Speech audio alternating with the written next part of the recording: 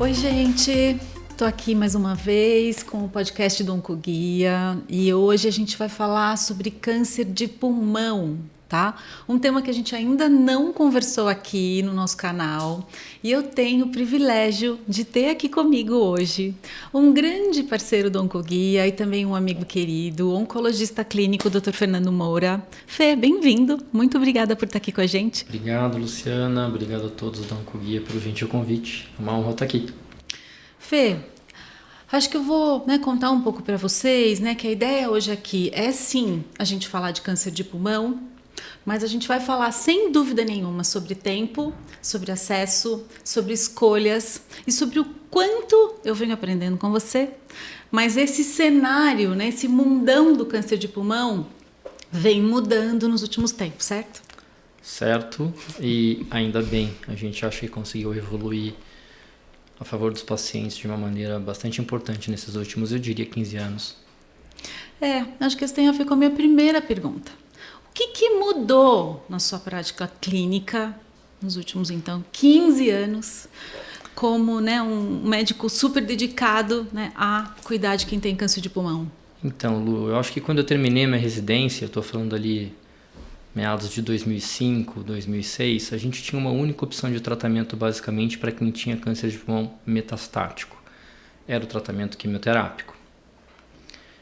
A gente tinha o tratamento radioterápico apoiado na quimioterapia para os casos que eram localmente avançados e que a gente não conseguia ter o procedimento cirúrgico como uma opção de tratamento. E o tratamento quimioterápico pós-operatório, para aqueles pacientes que tinham diagnóstico de doença inicial. A história começa a mudar com os estudos por volta de 2003, que inicialmente começaram a olhar a mutação EGFR. Ali em 2007 veio, de alguma forma, a informação de um outro tipo de alteração molecular chamado fusão de ALK. 2014 e 2015 começa a revolução da imunoterapia. E a porta de entrada da imunoterapia no contexto do câncer de pulmão foi na doença metastática, caminhando para os cenários mais iniciais. E eu diria que um marco importante foi agora, 2021, ao longo desse processo que eu mencionei, claro, desse período de tempo, várias descobertas aconteceram, importantes também, mas eu diria que em 2021 a gente teve talvez um marco bem importante. Existe uma mutação chamada KRAS, que até este momento, 2021, muitos cientistas, muitos estudiosos consideravam como uma mutação que não era possível de ser tratada com terapia-alvo. Por quase 2 décadas se sabia desta mutação e não se conseguia um tratamento efetivo em termos de terapia-alvo para bloqueá-la.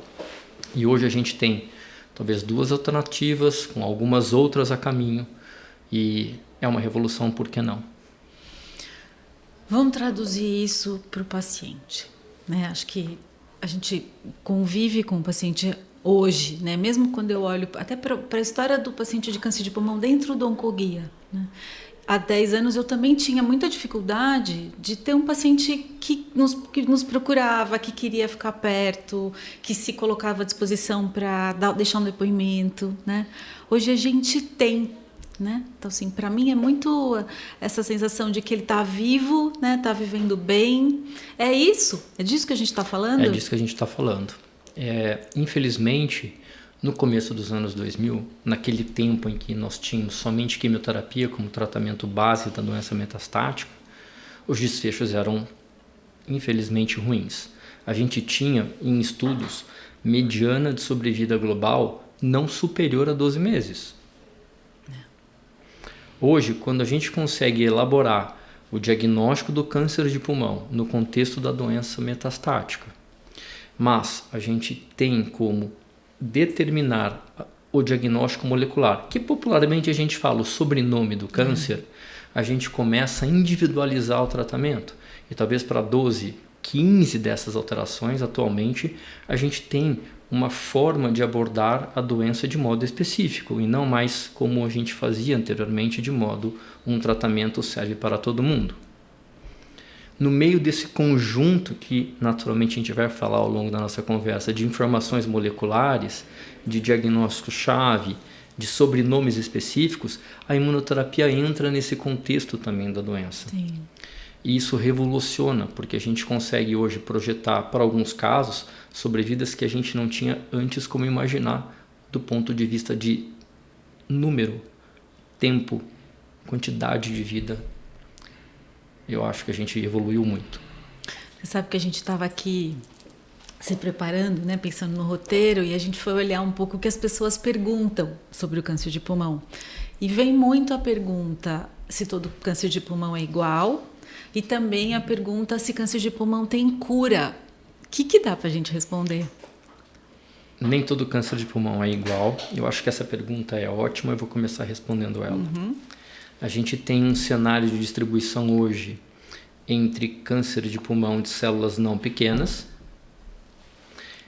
que isso equivale a mais ou menos uns 70% da distribuição, se a gente for levar em conta os tipos todos de câncer de pulmão. E a gente tem um outro tipo de pulmão, de câncer de pulmão, chamado câncer de pulmão de células pequenas, que até pouco tempo atrás a gente tinha pouquíssimas estratégias de tratamento. Basicamente a radioterapia e a quimioterapia no contexto. E hoje a gente teve, felizmente, além da imunoterapia, agregando uma oportunidade de tratamento para esses pacientes com câncer de pulmão de células pequenas, uma nova droga que se chama tarlatamab, e é uma droga específica que usa justamente uma proteína da célula de câncer de pulmão de células pequenas para trazer uma conexão com o sistema imunológico. E isto é uma revolução em termos de tratamento, porque a gente começa a observar para alguns bons casos de câncer de pulmão com essa histologia células pequenas, uma sobrevida que antes a gente não observava. Levando em conta a tua outra pergunta, se câncer de pulmão tem cura, quando a gente fala do tratamento da doença inicial, aquela que é possível de ser ressecada, aquela em que a gente não tem ainda focos de doença em outros órgãos, a resposta é sim. Sim. O tratamento hoje que a gente faz, muitas vezes, quimioterapia, imunoterapia antes da cirurgia e completa o tratamento com um tratamento definitivo cirúrgico, confere ganhos em sobrevida global. E muitos pacientes ficam curados com essa estratégia. Da mesma forma, quando a gente tem a doença localmente avançada, quando já não é possível fazer tratamento cirúrgico e a recomendação é por radioterapia associado à quimioterapia e depois, por um período de 1 ano, imunoterapia, a gente tem possibilidades de curar alguns pacientes com essa estratégia. E mesmo no contexto de doença metastática, alguns poucos casos que a gente sabe são dependentes, é claro, da alteração molecular, de como eles têm sua resposta frente à imunoterapia, a gente consegue enxergar, acredite, uma resposta radiológica completa de todos os focos de doença. E a gente vai seguindo esses pacientes naturalmente, e esses pacientes tecnicamente são curados. Mas é preciso entender que a gente tem um desafio de encontrar esses pacientes, mas mesmo aqueles, Lu, que não chegam nesse desfecho, que a gente sabe que é um desfecho de exceção, os tratamentos que a gente tem hoje possibilitam que a gente alterne aquele desfecho do passado, que era uma sobrevida mediana global de 12 meses, muitas vezes para um tratamento de doença crônica, e o paciente consegue ter a sua vida conforme ele planejava antes do diagnóstico. Bom, muitas boas notícias, né? Mas você também falou aqui algumas vezes na doença metastática, da gente descobrir avançado. Por que a gente ainda tem esse desafio, né? Que é para mim um número que me incomoda absurdamente quando eu olho, né? Principalmente no dado do SUS, de que 80% dos casos a gente descobre ainda numa fase avançada. O que a gente pode falar de desafios da gente ainda continuar vivendo essa realidade tão horrorosa? Eu acho que a gente tem um aspecto, primeiro, que é sempre importante ressaltar. 90% dos casos de pulmão são diretamente relacionados ao hábito de fumar. Cigarro, narguilé, eventualmente a gente vai documentar nos próximos anos até que o consumo de cigarro eletrônico tem relação com isto. E 10% dos outros diagnósticos a gente entende como sendo eventualmente causas hereditárias, de exposição de meio ambiente e assim por diante. O diagnóstico tardio, que é o que infelizmente acontece basicamente em cada 3 de 4 casos, se relaciona muito ao fato de que a doença ela é silenciosa muitas vezes. A doença, ou seja, ela se desenvolve desde os primeiros momentos até que a gente tenha um sintoma de modo silencioso. E isto acaba tendo correlação porque os sintomas muitas vezes são porque aconteceu a invasão da doença em um outro órgão, ou porque a gente tem uma tosse que não melhora e infelizmente isso já está relacionado muitas vezes a um avanço da doença no próprio pulmão. Por outro lado, muitos pacientes têm diagnósticos precoces, que a gente chama de diagnósticos incidentais. Por quê? Vão fazer um exame, por exemplo, de tomografia do coração para ver as coronárias, acabam achando de modo incidental um nódulo ainda pequeno, e este nódulo é acompanhado e a intervenção é feita e esse paciente, felizmente, consegue evitar que a doença se desenvolva. Mas é um desafio, por quê? Quando a gente pensa em programas de rastreio, que são programas que a gente utiliza as tomografias de tórax de baixa intensidade de dose para justamente detectar na população de alto risco, que é aquela população que consome cigarro, nódulos, a gente tem uma aderência baixa mundo afora. Esse número nos Estados Unidos é de cerca de 6%. Mas existe o programa. A gente acredita nele, deposita expectativa nele e incentiva sempre os pacientes a o tipo de rastreio que é a tomografia. Por outro lado, a gente sempre tem que lembrar que esses pacientes que vão eventualmente para rastreio, eles também têm que ser convidados a frequentarem grupos de apoio ou eventualmente aderirem a formas de tratamento para que eles cessem o hábito de fumar, parem com o cigarro. Não é? Fê, hoje, quem é que precisa? Quem está ouvindo aqui a gente, assim, né? Que sabe que é fumante e fala, né? Acho que esse assunto tem a ver comigo. O que ele pode, de repente, na próxima consulta com o médico dele, né, com o cardio, com o uro, ou a mulher, né, com o gineco, conversar com o seu especialista a respeito de parar de fumar e qual hoje é a recomendação, né? Eu sei que uma coisa é o programa de rastreamento nacional para todo mundo, mas mesmo de forma personalizada, né? Qual que é a orientação? Essa discussão ela tem que ser feita sempre que possível com o médico que acompanha, o clínico, o cardiologista, o pneumologista, enfim.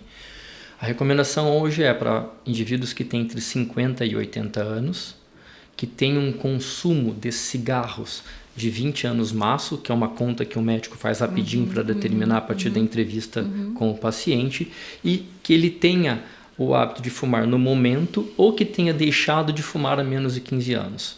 Se esses 3 critérios a gente preencher para um indivíduo, ele é candidato especificamente ao rastreio através de tomografia de tórax de baixa intensidade de dose anual por pelo menos 3 anos consecutivos, uma vez ao ano.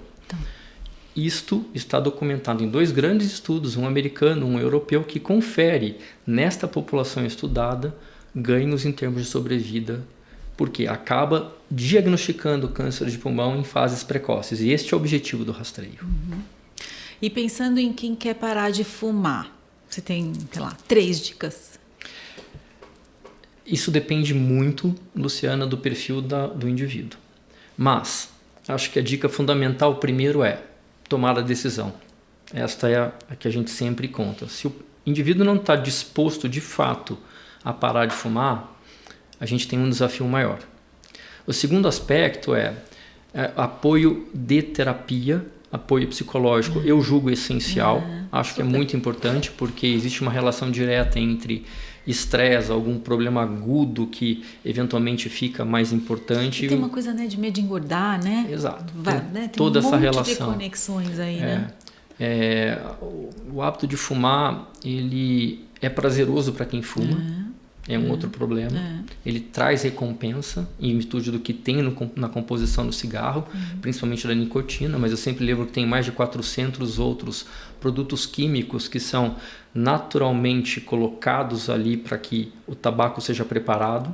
Eu digo naturalmente porque parece que é algo natural, mas não é. Aquilo De propósito. É de propósito, né? É um modo de criar produção. dependência, exato. Né? E no final das contas a gente tem um veneno que é de pequenas proporções que gota a gota, tragada a tragada, ele acaba contaminando o indivíduo. A gente sempre fala de câncer de pulmão, mas lembrar que cigarro está ligado a inúmeros outros tipos de câncer. Por exemplo, câncer de rim, câncer de bexiga, câncer de estômago, câncer de cabeça e pescoço e alguns outros tipos. Câncer de pâncreas, né, e alguns outros tipos. A gente sempre tem que lembrar disso. E aí, o outro ponto que é possível que a gente também ganhe recomendação ou ofereça recomendação para um paciente, e isso depende, obviamente, do contato médico, é uma forma de tratamento. Existem medicações hoje que apoiam esta tomada de decisão. O indivíduo começa a usar a medicação, ele marca, em geral, uma data para deixar de fumar, que em geral é um período de 2 semanas depois do início da medicação, ele toma a atitude de parar de fumar. Programas de apoio como estímulo a atividades físicas, hábitos saudáveis, meditação, etc., também acabam colaborando. Mas é um desafio. A gente sabe que não é fácil, mas a gente sempre estimula. E um outro ponto é, nunca a gente deve criticar alguém que fuma. Este é um outro aspecto. Alguém que fuma tomou uma decisão por começar a fumar que tem explicações inúmeras. Desde, era um hábito social na minha época, foi um momento que eu não consegui depois abandonar. Não importa, o que a gente tem que fazer é mostrar os lados positivos que você parar de fumar traz para a sua vida. E sempre é tempo. A gente às vezes encontra pessoas que falam, eu já fumo faz 20 anos, já era. Não, sempre é tempo. Sempre é tempo. Às vezes a gente imagina que os benefícios vêm depois de muito tempo de parar de fumar. E isso não é realidade. 1 semana, 15 dias depois que você para de fumar, já existem comprovações de que o organismo funciona melhor.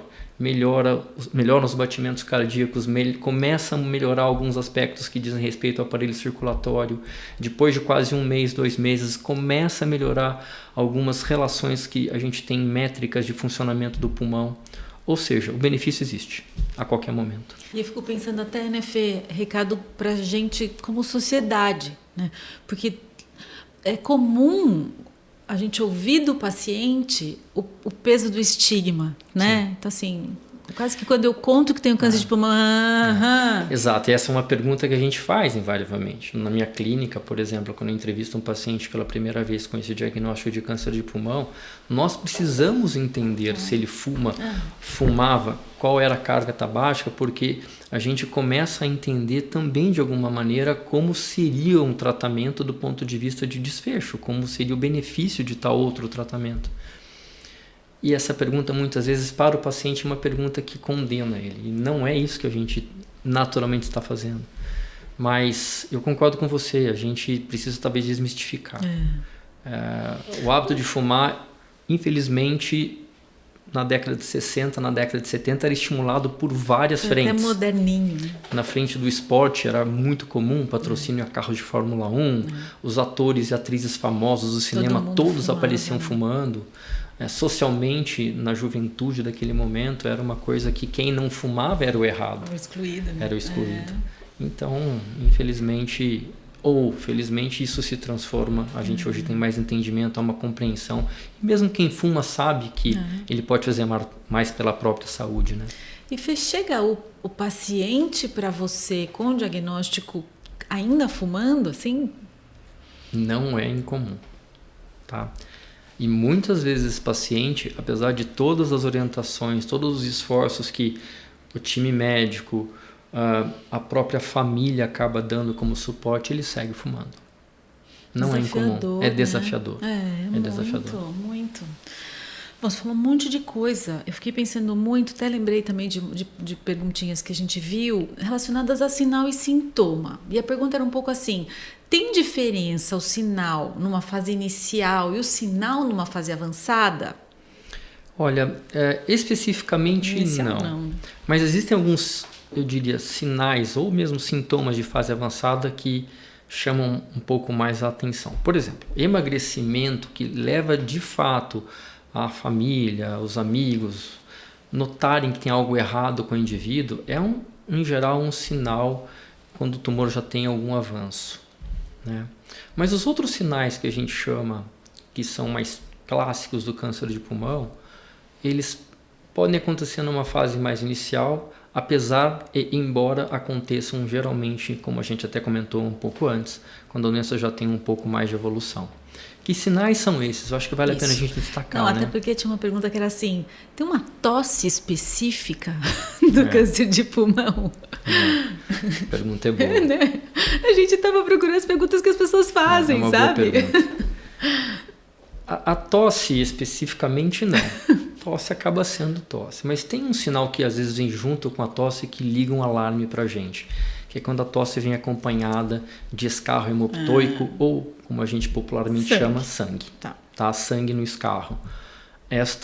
Este é um sinal de alerta. E o tempo, né, Fê? Porque assim, tosse, também não uma passa... tosse que vem, estou gripado, estou tossindo por 2, 3 dias, ok, mas estou tossindo por 2 meses, tem alguma coisa que está equivocada. Naturalmente, é necessário procurar ajuda médica. Então, assim, eu diria tosse que persiste, tosse acompanhada de escarro hemoptoico, dor torácica, é uma outra coisa que... Dói aqui? Pode doer a parte da frente do tórax, a parte posterior do tórax. Pode estar acompanhada de dor dos lados, quando respira fundo. Eu não tenho dor quando eu respiro normalmente, mas quando eu respiro fundo eu sinto alguma coisa. É um sinal importante. Um outro sinal que muitas vezes é desprezado, mas tem importância, é a rouquidão.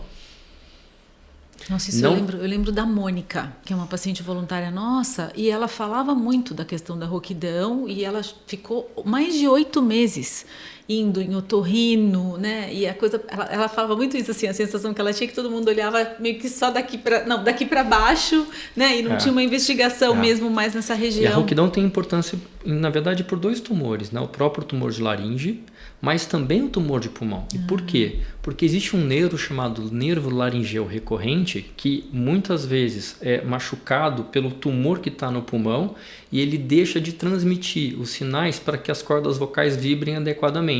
Então o resultado disso é a rouquidão que fica crônica. É a rouquidão que é aquela da gripe, de um momento passageiro em curto espaço de tempo, 2, 3, 7 dias talvez, não preocupa. Agora, a rouquidão que não está relacionada a uma síndrome gripal e que persiste é um sinal de alerta. A falta de ar, naturalmente, para qualquer esforço maior ou mesmo para esforços menores. Nossa, eu não consigo mais subir um lance de escadas, vou andar no plano, eu tenho falta de ar. Normal, né? Este também pode ser um sintoma que a gente considera importante, que é a E dispneia. aí este conjunto corre para o pneumo. Eu acho que este conjunto, ou mesmo um desses sintomas de maneira isolada, merece uma avaliação com o médico. Pode ser um clínico geral, um cardiologista. Se você não tem um plano de saúde, o médico que faz medicina de família pode apoiar. Qualquer profissional médico está habilitado a investigar, a tentar fazer esse diagnóstico. Uma vez o diagnóstico acontecendo, naturalmente, os meios para que o tratamento especializado aconteçam são naturalmente e especificamente deflagrados, né? E assim, né, Fê? Uma coisa que a gente também acompanha muito aqui é a demora, né? Então tem sempre uma queixa dos pacientes que... E não é só SUS, eu acho que o SUS é mais desafiador, né? Porque tem a barreira de não ter o especialista na ponta, da gente não ter no postinho, né, um médico mais preparado pensando em câncer. Eu já te ouvi falando muito dessa confusão, muitas vezes, com tuberculose, né? Fica esse diagnóstico confuso, mas a gente também vê relatos nessa linha na saúde suplementar, né? Da demora de um sinal presente, do sintoma presente, que o médico não é ágil. O que a gente pode fazer para melhorar isso? Eu acho que isso precisa estar, no top de prioridades, né? Do raciocínio médico. Nunca negligenciar uma queixa de um paciente, imaginando que isso é uma bobagem qualquer, uma gripe. Tem que investigar, né? O paciente foi 2, 3 vezes no serviço, a tosse não melhora, eu estou com dor, eu tive isso, um escarro hemoptoico, isso não é nada. Não, sempre há necessidade de investigar. E nesse contexto, Lu, eu gosto de lembrar dos pacientes que não são tabagistas. Isso, pois é. Né? Que a gente já entendeu que basta ter pulmão, certo? Exatamente. Porque este drama de ter eventualmente o sintoma, a queixa negligenciada, é mais frequente ainda para quem não fuma. Exato. Por quê? Muitas vezes quando o paciente se declara fumante e está com um ou outro sintoma desses que a gente mencionou, o médico pensa, bom, essa pode ser uma possibilidade e vai encaminhar para um exame complementar, uma tomografia, enfim, para que isso seja feito. Mas se o paciente fala, eu nunca fumei, o médico, em algumas situações, não pensa nessa possibilidade, em especial se o paciente é jovem, 30, 40, 50 anos. E hoje, lamentavelmente, a gente enxerga um aumento no número de diagnósticos de pacientes ao redor da 4ª e 5ª décadas de vida que nunca fumaram. Inclusive, existem países do lado de lá do mundo, por exemplo, Taiwan e a própria Tailândia, que começam a discutir rastreio com tomografias em indivíduos não tabagistas que tiveram história familiar de câncer de pulmão. Que número que a gente tem no Brasil? A gente não sabe se tem um número específico. Nós fizemos um levantamento no hospital que eu trabalho, no Albert Einstein, fizemos uma relação de pacientes que tiveram diagnóstico entre 2005 e 2015, nesse primeiro período de 10 anos, e depois de 2015 a 2024, tentando fazer uma correlação de prevalência desse tipo de doença, câncer de pulmão em indivíduos não tabagistas, nesses 2 períodos de 10 anos. E a gente enxergou um aumento do número de casos. Existem vieses para um levantamento tão grosseiro quanto esse. Por exemplo, eu posso estar mais atento, eu posso estar fazendo mais exames, eu posso ter a população também ficando mais, de alguma forma, atenta a esse problema e, de alguma maneira, exames levam a diagnósticos em maior número. Mas esse é um fato que chama atenção. E na clínica, Luciana... Mas você procurou e achou. A gente procurou e achou. E na clínica, a minha percepção, no meu consultório, é que isso de fato chama mais atenção. Hoje não é incomum. Indivíduos jovens, 35, 38 anos, 42 anos, que têm diagnóstico. E muitas vezes esses diagnósticos em pacientes que não são tabagistas vêm associado a alguma mutação, a alguma fusão, ou seja, alguma alteração no sobrenome do câncer. E aí, com ou sem história familiar? Muitas vezes com história familiar, mas não é incomum também encontrar ausência de história familiar nesses pacientes. E aí, Fê, sim, é isso, né? Se eu tenho pulmão, eu tenho que cuidar. O que você vê, assim, né? Acho que de caminhos pensando em incluir também o não fumante. Eu acho que a gente precisa eventualmente entender as histórias familiares desses Se for para priorizar, começa por esse grupo. Eu acho que é importante. O câncer de pulmão sempre teve o estigma de estar relacionado ao tabagismo, então nunca se investigou muito a fundo se tinha relação familiar. A exemplo do que se faz hoje, com total dedicação a câncer de mama e câncer de ovário, por exemplo. Super. Mas, quando a gente vê os estudos que, de alguma maneira, estudam esta questão de relação familiar como hereditariedade, para que o indivíduo tenha genes de risco a câncer de pulmão, a frequência das alterações nos genes é muito parecida com os outros cânceres. Entendi. Então, o câncer de pulmão também merece, na minha opinião, investigação de hereditariedade. Existem testes que a gente faz hoje com exames de sangue, ou mesmo pela saliva, que analisam genes que não são relacionados ao câncer, ou seja, das células normais, para ver se nesses genes existe algum defeito que foi, de alguma maneira, herdado do pai ou da mãe. E isso leva, muitas vezes, a um diagnóstico sindrômico de risco de câncer, que pode explicar o câncer de pulmão que o paciente veio a ter. E por que isso é importante? Porque gera uma oportunidade, se a gente conhece esses genes que são ligados à herança familiar, de você investigar outros familiares que ainda não desenvolveram doença e, de alguma forma, rastreá-los para que, se a doença acontecer, você vai pegar. E não fica, lógico, restrita a informação a investigar somente o câncer de pulmão. Você pode ter outros tipos de câncer relacionados àquele gene que foi encontrado com alteração hereditária. E você tem visto já esse caminho acontecer? Já, a gente no hospital procura fazer de modo universal isso. Para todo paciente que a gente atende, a gente costuma oferecer a testagem e a avaliação genética. Que teste que é esse, Fê? Chama teste multicâncer familiar. É um teste onde a gente faz um sequenciamento de próxima geração, o NGS, em genes que a gente já sabe que, quando alterados, tem relação familiar. E a gente pesquisa, isso é importante mencionar, no sangue, porque vamos olhar os leucócitos, que são células normais, para justamente entender o contexto genético das células normais. Se a gente olha a assinatura molecular, ou seja, os genes que são do câncer, a gente tem alterações ali e a gente não consegue muitas vezes, algumas vezes há indícios, mas não consegue muitas vezes analisar a história familiar vindo das células malignas. A gente precisa olhar muitas vezes o sangue ou a saliva, preferencialmente o sangue. Muita informação. Nossa, mãe. Bom, você já entrou aí para mim nesse mundão que eu sei que é seu, que você respira o dia inteiro de medicina de precisão, né?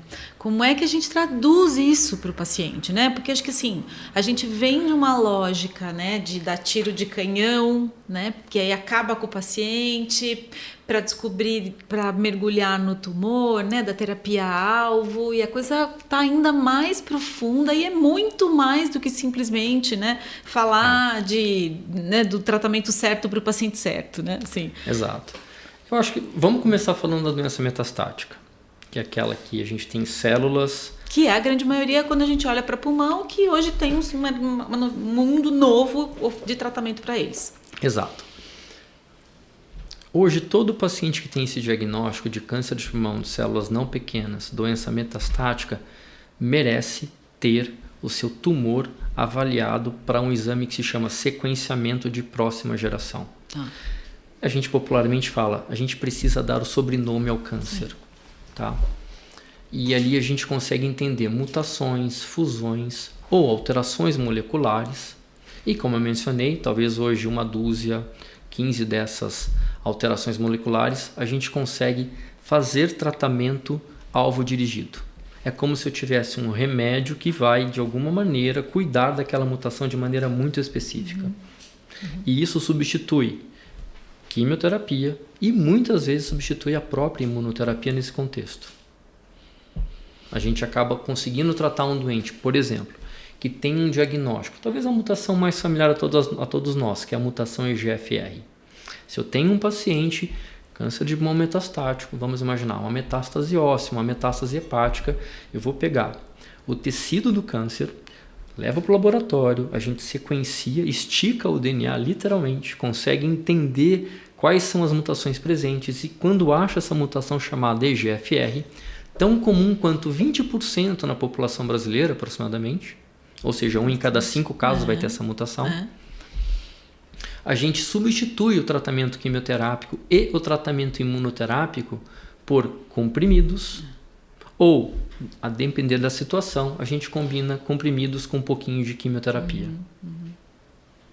E isso traz benefícios para o paciente em qualidade de vida, traz benefícios em tempo de vida quando a gente compara com aquele mundo lá de 2000, 2010, que a gente só tinha quimioterapia de forma específica.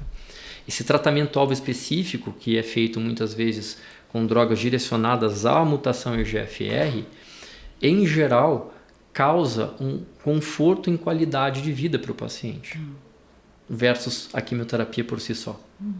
Então, o binômio que a gente sempre persegue, né? Qualidade de vida e tempo de vida é atingido. Mas, então eu estou entendendo aqui que um paciente que descobre hoje a doença numa fase metastática não deveria começar o seu tratamento sem conhecer o detalhe. Isso é para todo mundo?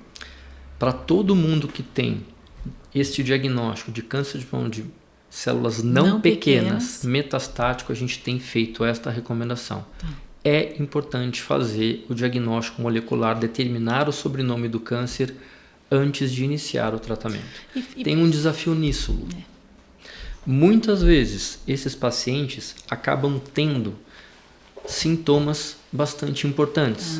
Ele já chega muito doente, né? Por exemplo, falta de ar, dor, um órgão com funcionamento um pouco mais prejudicado. E esses testes, eles levam, às vezes, 3, 4 semanas para que a gente tenha o resultado em mãos para poder direcionar o tratamento. Decidir. E aí, nestas situações, a estratégia mais adequada é começa com quimioterapia, 1 ou 2 ciclos, para que a gente proteja o paciente, já começa o combate às células malignas, recebendo o resultado, o médico avalia qual é a melhor estratégia, se encontra alguma coisa, ele vai mudar o direcionamento do tratamento, por exemplo, para uma droga-alvo. Mas isso é completamente diferente, né, de eu colocar na quimioterapia e não fazer o teste. Né? Sem dúvida nenhuma. Eu acho que esse é o grande ponto que, se eu tiver que dar uma sugestão para todo mundo que nos ouve aqui, é justamente essa. É essencial, é mandatório conversar com seu oncologista a respeito deste cenário. Como é que está acesso ao teste hoje? Infelizmente, os testes não têm cobertura dos planos de saúde. A gente tampouco tem os testes disponibilizados no sistema público. E hoje a gente tem duas formas de testar os pacientes.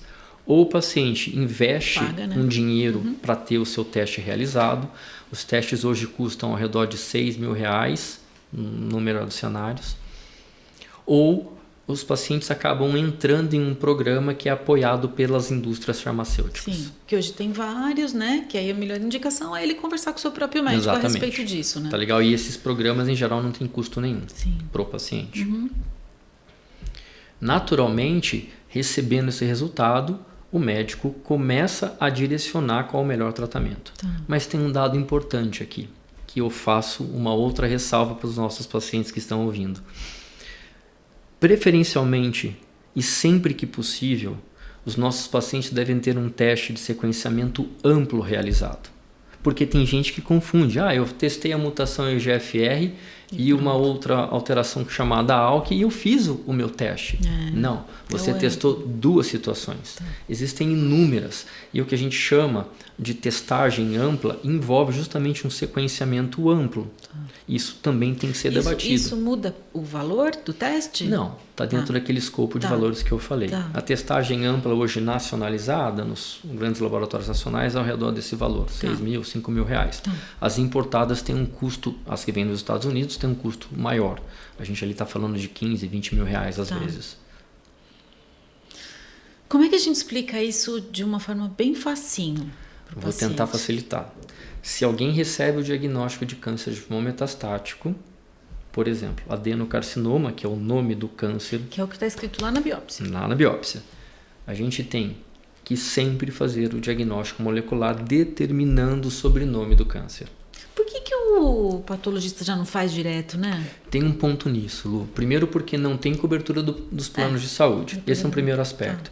E segundo, que é necessário, por uma questão burocrática, que a gente tenha sempre um pedido médico para que o patologista execute o serviço que ele precisa. Mas podia estar escrito já de antemão. Isso se chama teste de reflexo, né? Mas infelizmente muitos serviços não adotam essa estratégia. Agora, isso é uma coisa que com certeza você imagina que em algum momento a gente vai ter que conversar com os planos de saúde urgente que tem que cobrir. Eu acho que a gente está atrasado em muitos anos para que isso aconteça.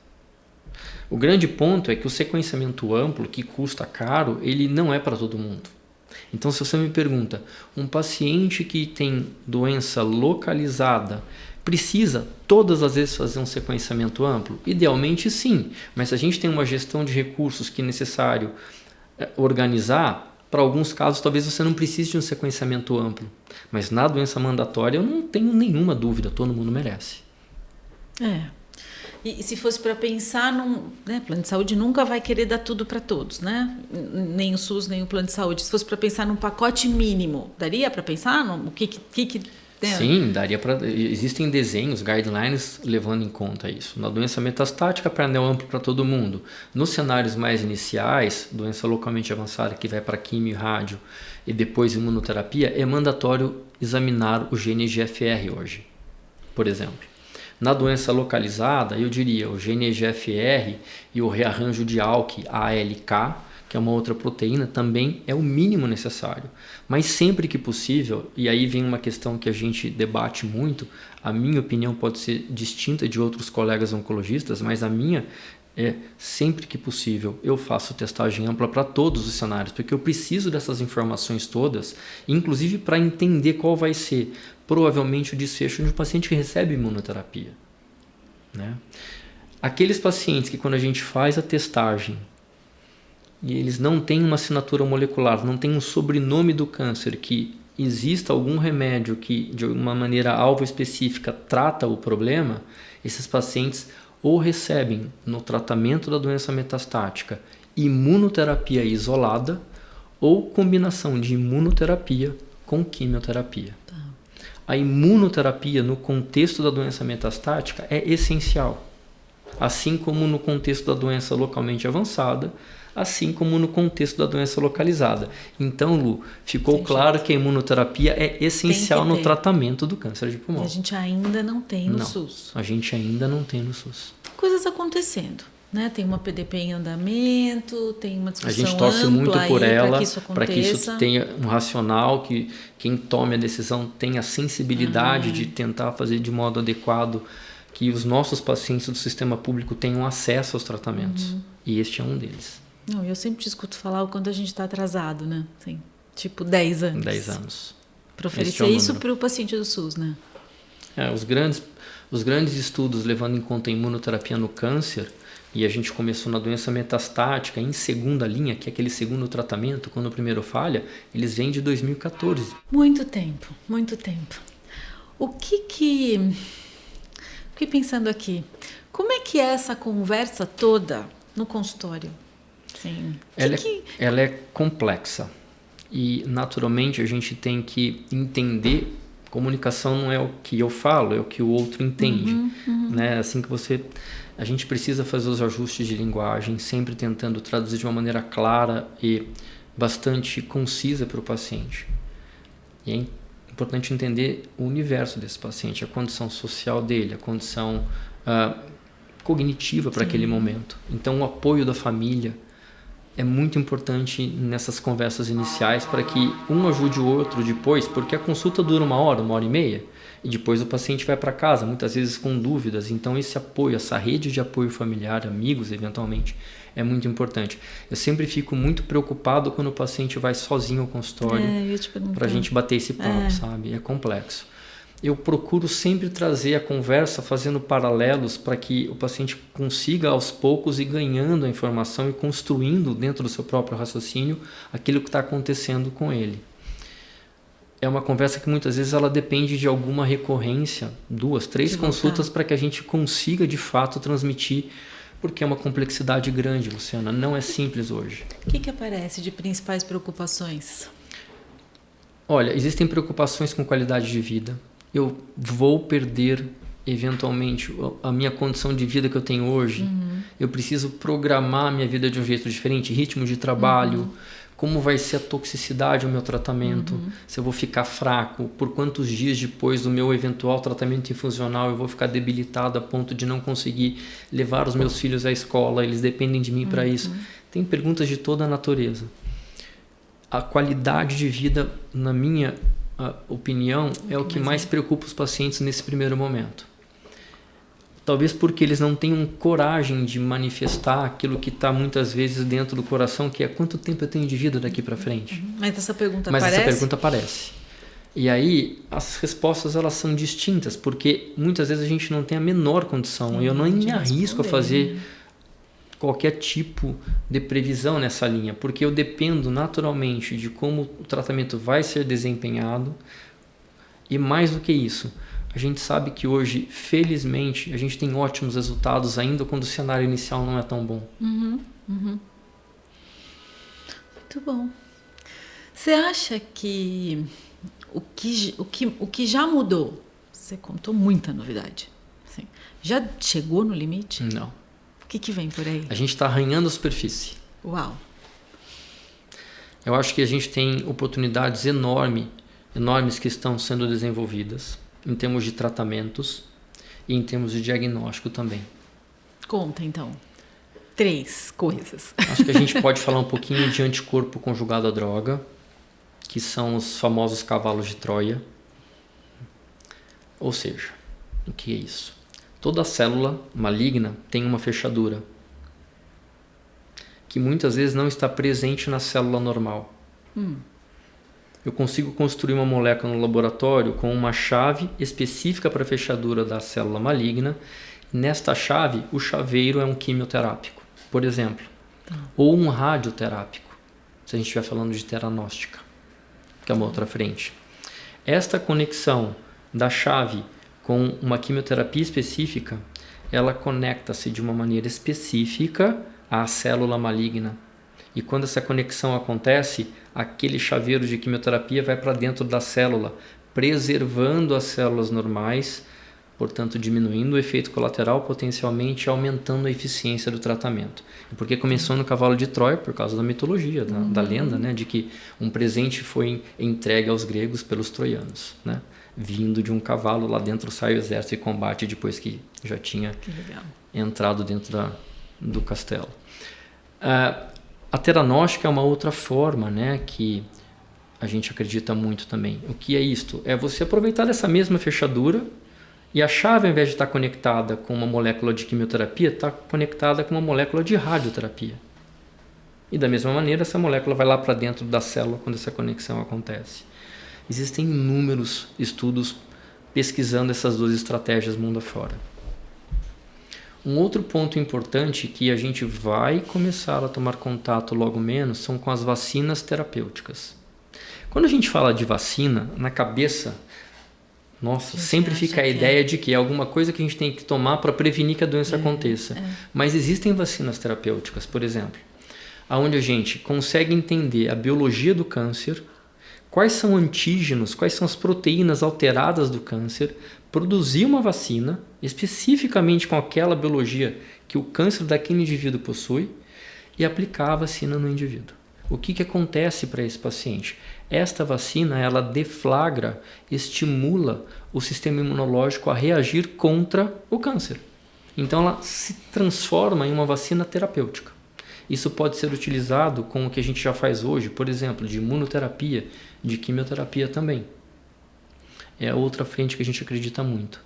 Terapia gênica, talvez um futuro mais distante, não tão próximo, como a gente está falando aqui de teranóstica, anticorpo conjugado à droga e vacina terapêutica, é uma outra forma. Uma série de outras moléculas que estão a caminho. Eu já te ouvi muito falar de biópsia líquida. E aqui hoje a gente até não chegou tanto perto, né? E se a gente volta ali para a etapa do diagnóstico, é sempre também, né, um desafio, o momento de fechar o diagnóstico, o acesso à biópsia em si.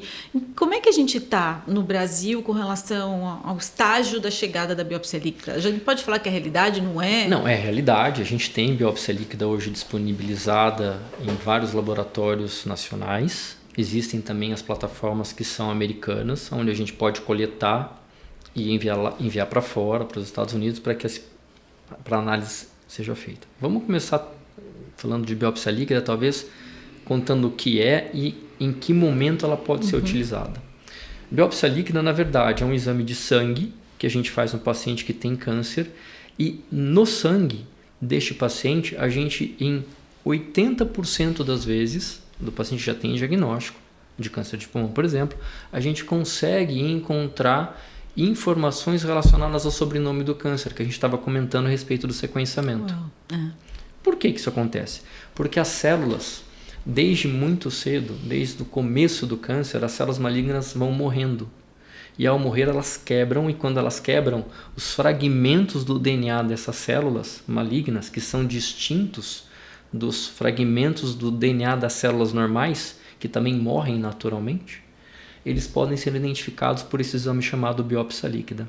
E a gente com isso, Luciana, consegue fazer o diagnóstico molecular dos pacientes. A exemplo do que a gente consegue fazer quando faz a biópsia do tecido. Muitas vezes os pacientes têm câncer de pulmão que não possibilita o acesso de uma agulha de maneira específica durante o procedimento de biópsia, porque o risco é grande, ou o paciente tem uma condição clínica bastante deteriorada. Por exemplo, eu tive um caso recentemente que o paciente tinha um DPOC muito grave, enfisema muito grave por ter fumado muito, já tinha alguma idade, ao redor de 80 anos. O paciente não podia ser sedado para fazer o procedimento nem de broncoscopia, nem de biópsia guiada por tomografia. E ele tinha uma massa pulmonar importante que a gente tinha uma suspeita muito grande de câncer de pulmão. A gente fez uma biópsia líquida, foi direto para o sobrenome do câncer e encontrou uma alteração molecular que nos remeteu à ideia de que aquilo é específico deste problema e ajuda, portanto, como estratégia de diagnóstico. Muitas vezes também o paciente faz a biópsia guiada por uma tomografia do machucado no pulmão. Aquilo vem como câncer de pulmão, só que o patologista, para dar o diagnóstico inicial, ele consumiu muito da amostra. E a gente teve, porque é uma biópsia minimamente invasiva. E é justamente... A ideia é tirar um pouquinho. É tirar um pouquinho mesmo. E não sobra Tá. células de modo suficiente para a gente fazer o sequenciamento no tecido. E para não fazer uma nova biópsia, que é um método invasivo, a gente acaba recorrendo à biópsia líquida para perguntar no sangue que alterações moleculares estão presentes. Então a gente chama isso da estratégia de biópsia líquida para genotipagem, para determinar o sobrenome do câncer. E isso já está disponível no Brasil. Já existem vários laboratórios que disponibilizam plataformas comerciais para que a gente realize o procedimento. Nosso tempo está quase acabando. Mas não posso falar, tem perguntinhas importantes para você. Que pergunta que todo paciente deveria fazer e que nem sempre ele faz? Eu não vou deixar de mencionar qual é o sobrenome do meu câncer. Tem que saber. Essa tem que saber. Se você está diante de um cenário de doença metastática, essa pergunta é mandatória. Vale sempre a pena a gente enfatizar isso. A segunda pergunta que eu acho que merece que a gente destaque é se existe alguma forma de tratamento que caberia a mim e que eu não estou fazendo. Muito bom. Porque o que a gente observa às vezes enquanto faz algumas segundas opiniões no hospital, Lu, é que o paciente está sendo tratado de uma maneira equivocada. Chamo equivocado, vou reformular. Talvez não com o melhor tratamento possível e disponível. Sim. Porque muitas vezes o profissional de saúde que está tratando esse paciente, ele não tem acesso. Ou muitas vezes, infelizmente, ele não consegue tratar o doente com aquilo que tem de mais efetivo. Seja porque a operadora de saúde não permite o tratamento, seja porque de fato ele não sabe que aquilo existe. Vale perguntar de pesquisa clínica? Vale sempre perguntar de pesquisa clínica, era o meu terceiro ponto. Porque a gente tem hoje, felizmente, visto de modo sistemático, ano a ano, o número de pesquisas clínicas crescendo no Brasil, felizmente. Os processos regulatórios estão mais rápidos, a gama de estudos aumentou, muitas vezes, inclusive dando oportunidades para que aquilo que não existe no sistema público seja feito dentro do contexto do cenário de pesquisa. Então, são perguntas importantes. Eu diria que essas três, muito bem, todo paciente deve fazer. O que você diria para alguém que perdeu a esperança? Eu não sei se é justo com a pessoa ela entender que ela perdeu a esperança. Às vezes a gente tem altos e baixos.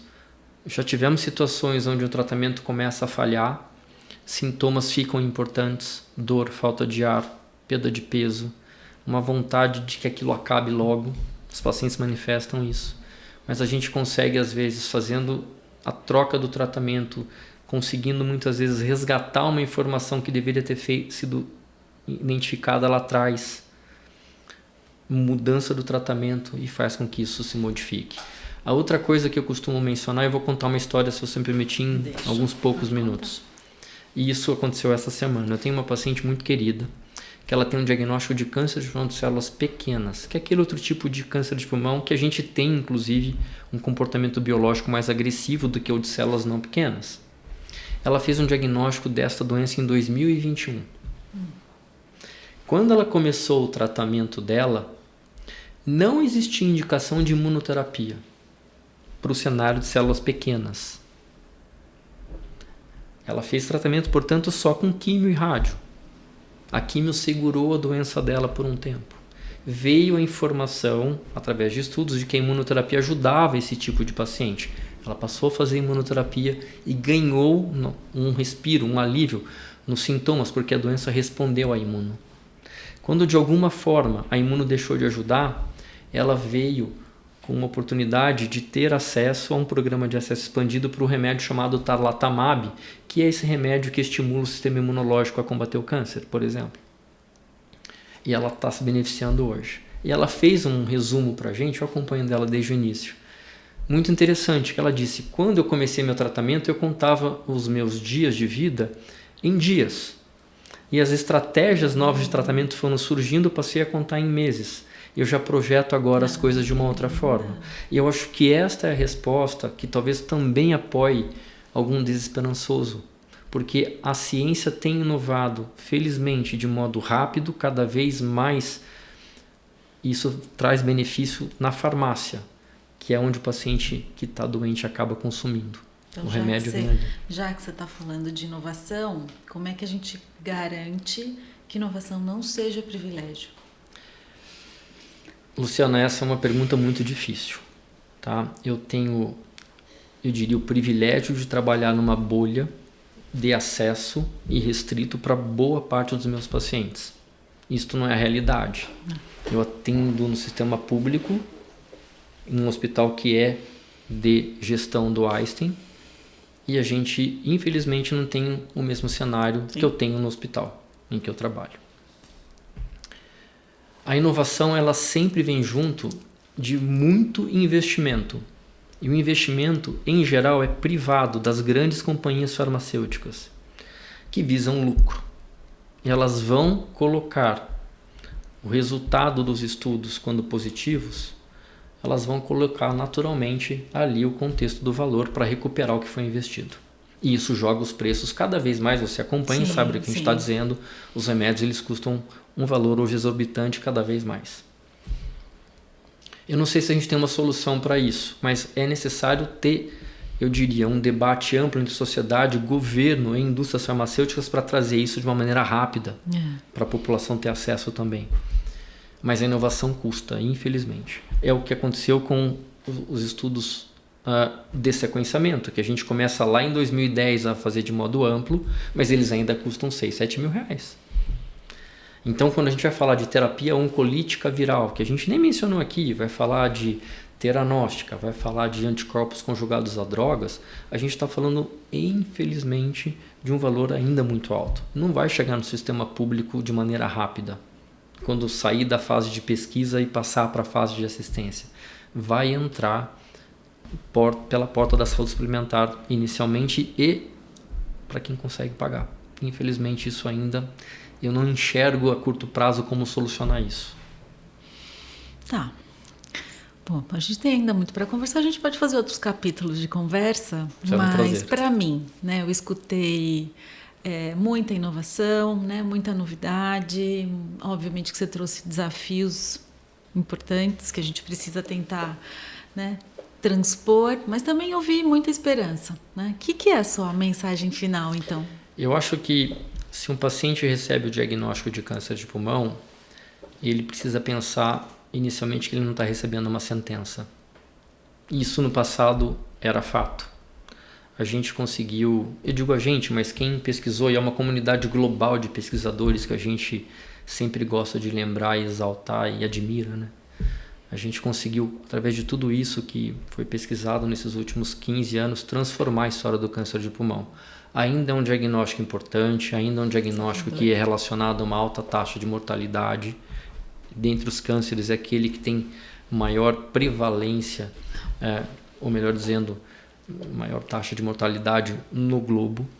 Mas as condições de tratamento hoje oferecem esperança para que muitas vezes a gente cure os pacientes ou transforme aquela doença que tem um mito e um estigma muito grande em uma doença crônica, em que o tratamento permite o paciente continuar com seus planos de vida. Muito bom, muito bom. Bom, eu gostei muito. Obrigada. Obrigado, aprendi muito agradeço, mais uma foi vez com prazer. você. Conte comigo sempre. E para vocês, né, espero que vocês tenham também aprendido, se inspirado. Fica aqui meu convite para vocês seguirem a TV Oncoguia aqui no YouTube. E até mais. Obrigada. Obrigado. Obrigada, Fê.